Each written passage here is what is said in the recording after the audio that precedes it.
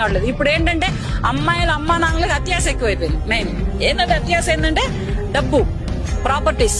మరి అబ్బాయిల అమ్మా నాన్నలు జేబులు కొట్టుకొస్తున్నారు అనుకుంటున్నారో, బ్యాంకీలకు కన్నాలు వేస్తున్నారు అనుకుంటున్నారో, లేకపోతే వాళ్ళ పొలం దున్నుతున్నారు అనుకుంటున్నారో తెలియట్లేదు. కానీ ప్రాపర్టీస్ హైదరాబాద్ లో ఉంటున్నాం, అమెరికాలో ఉంటున్నాం అంటే సొంతంగా ఇళ్లు ఉన్నాయా, వాకిళ్లు ఉన్నాయా, లగ్జరీ లైఫ్లు ఉన్నాయా, కార్లు ఉన్నాయా, మేడలు ఉన్నాయా, లక్షల్లో శాలరీలు ఉన్నాయా?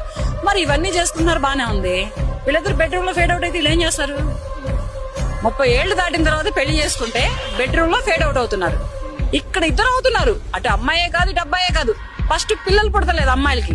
మెయిన్ ప్రాబ్లం ఎక్కడ వస్తుందంటే ఇప్పుడు తింటున్న జంక్ ఫుడ్లే గానీ, తిరుగుతున్న పొల్యూషన్సే గానీ, తీసుకుంటున్న టెన్షన్సే గానీ, దేనికైనా గానీ మెయిన్ అమ్మాయిలలో పిల్లల విషయంలో ఫేడ్ అవుట్ అవుతున్నారు. పిల్లలు పుడతలేదు.